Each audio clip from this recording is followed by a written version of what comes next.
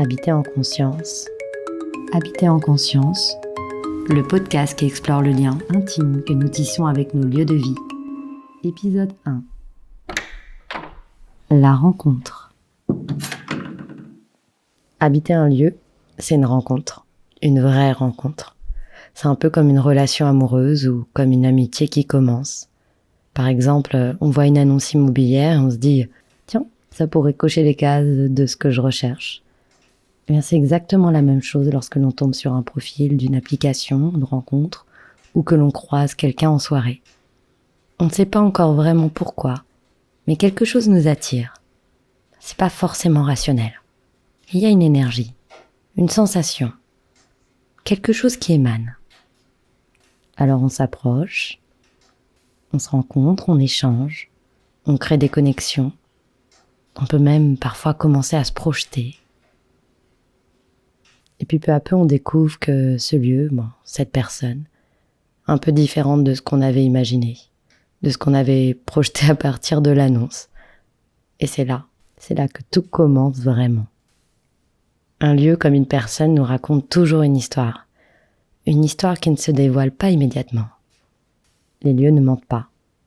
Ils parlent à travers leurs murs, leur volume, leurs contraintes, leur emplacement, leur luminosité, mais aussi parfois à travers leur silence.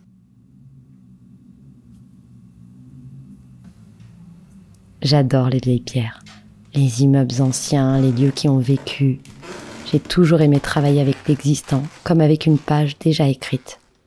Ce n'est pas une page blanche, au contraire. C'est plein de paramètres à prendre en considération, de sensibilité, d'histoire et de curiosité.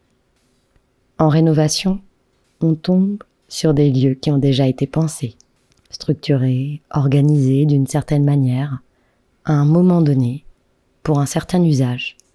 Et ça, on ne peut pas l'effacer d'un claquement de doigts. C'est un peu comme quand on rencontre quelqu'un en lui disant « Je t'ai rencontré, c'est super, mais tu n'es pas ce qui me convient, change. J'aimerais que tu penses autrement, que tu fonctionnes autrement, que tu réagisses autrement. » À ce moment-là, c'est plus vraiment une rencontre. On est dans une tentative de transformation. On cherche à ce que l'autre ressemble à notre projection mentale, à une image de notre volonté. Avec un lieu, c'est pareil. Si on arrive en disant « on change tout, ça ne va pas », on sort de l'écoute du lieu. On reste seulement dans la projection de notre volonté. Dans une relation, lorsque l'on cherche vraiment à rencontrer l'autre, on apprend à s'écouter, on apprend à s'accorder, et parfois on adapte les choses parce que on comprend l'autre.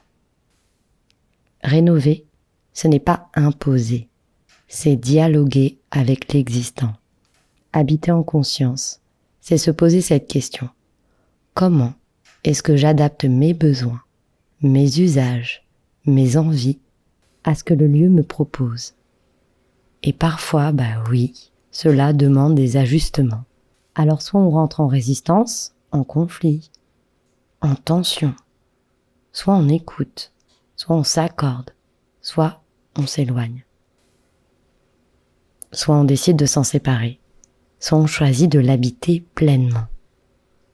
Bien sûr, dans un lieu en rénovation, on peut tout transformer, on peut modifier.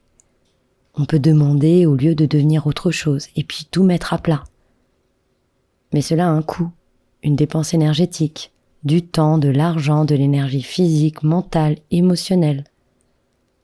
Changer profondément demande plus d'efforts que d'écouter simplement ce qui est présent.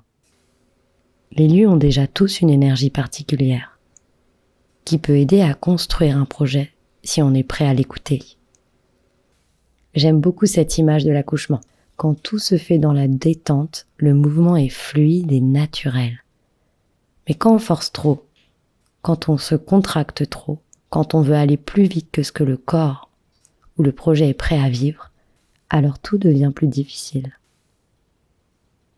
Habiter en conscience, ce n'est pas éviter les difficultés.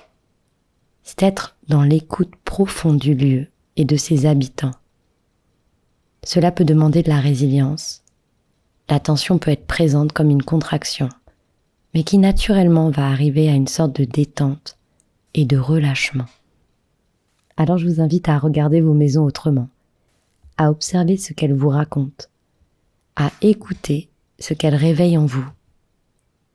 Vos lieux parlent de vous, de vos besoins, de vos limites, de vos élans, de vos envies. Et de mon côté, j'adore accompagner ces projets, comprendre les lieux, comprendre les personnes qui vont les habiter, sentir si une rencontre est possible ou si elle ne l'est pas.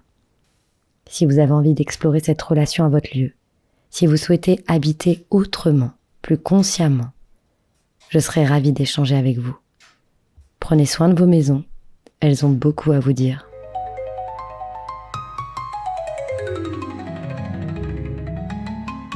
Belle journée à tous.